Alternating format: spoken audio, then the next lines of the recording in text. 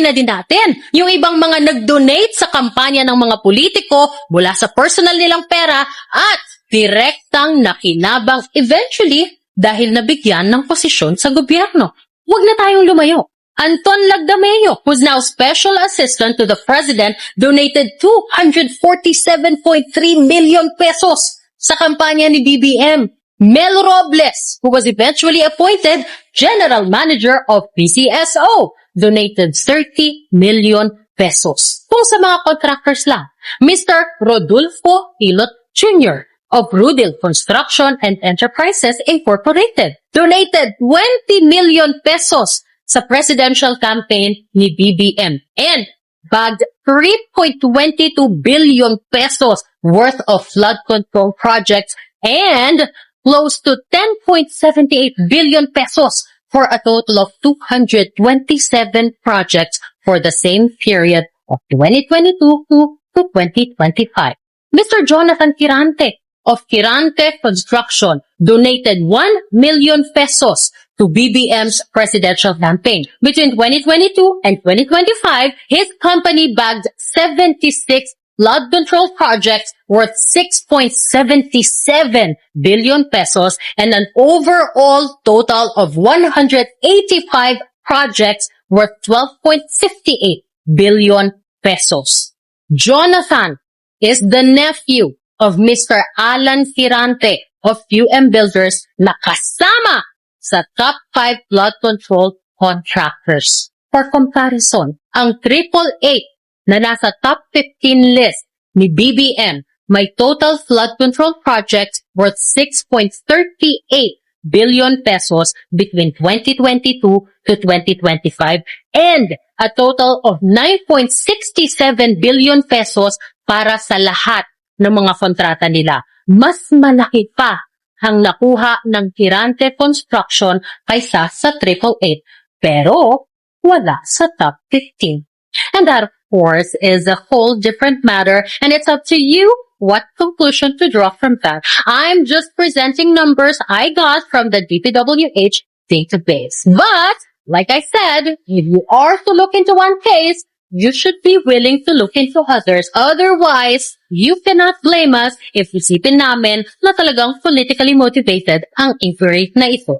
Not only is there nothing legally stopping Escudero's team from accepting the donation, he also declared it in his Statement of Contributions and Expenditures o SOSE. Doon pa lang, natanggal na yung element ng mali siya sa pagtanggap ng donation. I know it is in the mandate of COMELEC na i-check yung katotohanan ng mga declaration ng mga kandidato sa SOSE nila. But honestly speaking, is there really a 100% accurate and honest SOSE? Doon nga lang sa mga naka-upload sa COMELEC website mismo, ang dami-dami ng kaduda-duda eh. Yung NUP, backed by Ricky Razon, 92,864 ang declared na gastos na napunta sa rent ng headquarters. Walang nakalagay dito na natanggap na donation. Sino ba ang mga officers ng NUP? Ronaldo Puno, Romeo Acop, and Christine Boying Remulla na ngayon ay ating ombudsman. I mean, baka naman, di ba, may attachment na kasama yung SOSE na yan. I don't know. This is just what's on the website of COMELEC at pinapakita ko lang kung ano yung nakuha natin. Liberal Party, 2.85 million pesos ang tinanggap na cash contribution. 12,500 pesos in kind.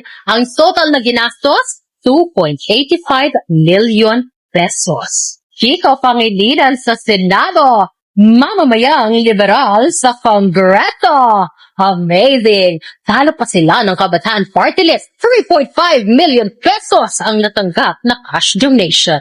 Diba? Wag ka! Ang Akbayan, founded by the most reputable political analyst today, ang napakagwapong si Ronald Llamas, listed here as a political party, not a party list, walang natanggap na donation. Pero, may kinastos na 18,188,000 pesos. Again, ito lang ang naka-upload sa Comelec website. Baka naman may mga attachment pa yan na hindi natin alam. But I don't see why it won't get reflected here. Yung mga donation na natanggap nila. But at this point, who even cares anymore? Eh nung 2010 nga, may nalista silang donor na patay na. Tapos may barangay chairman daw na nag-donate ng 500,000 pesos. Really? Na-question ba sila? No? Naparusahan ba sila? Another no? And I'm not saying dahil backer nila that time ang Aquino family, but I will say na backer nila that time ang Aquino family. Again, who cares anymore if these people lie on their sauce? Of course, we want them to be honest, but are they really? Even the holiest of them all sa Senado ngayon, one of their founders, yung pinakawalang bahid ng korupsyon at pagsisinungaling o paglilinlang, si Hontiveros, has filed a questionable sauce maybe at least once in her life. And it was reported in detail by no less than PCIJ. In 2009 daw, she declared a net worth of 4.9 million pesos with only 140,000 pesos in cash. At may utang o bayarin worth 7 million pesos. In 2010, nung tumakbo siyang senador, she said she spent 2.4 million of her own money sa kampanya niya. So, ibig sabihin, 2.5 million pesos na lang dapat ang net worth niya.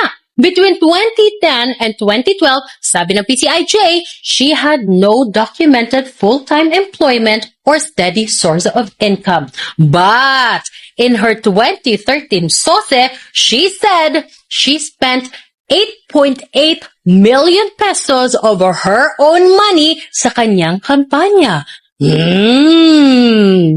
Ibig sabihin, somehow, nakapag-produce siya ng 5.5 million pesos more than her remaining assets from 2010 without any visible income source. May attachment pa ang sauce na yan. Di umano. Yung personal na gastos niyang yan, inutang niya from 9 individuals.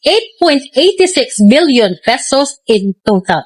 Inutang di umano sa mga kasamahan niya sa civil society that I can only assume hindi rin naman ganun mayayaman. Nagrarally nga dahil mahirap daw sila. Diba? Walang may alam kung paano nila na-afford magpautang kay Risa.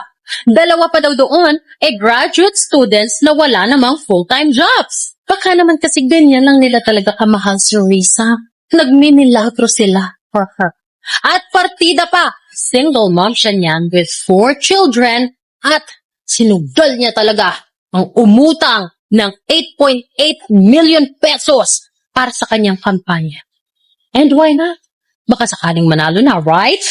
And the rest is history. I mean, look at her now. 11 years later, 11 years after niyang mangutang ng 8.8 million pesos, she is now worth 18.99 million pesos. So yeah, Comelec, pagbuhusan natin ng time and resources ang very honest sauces ng mga politiko because we could all use an inspiring success story every now and then.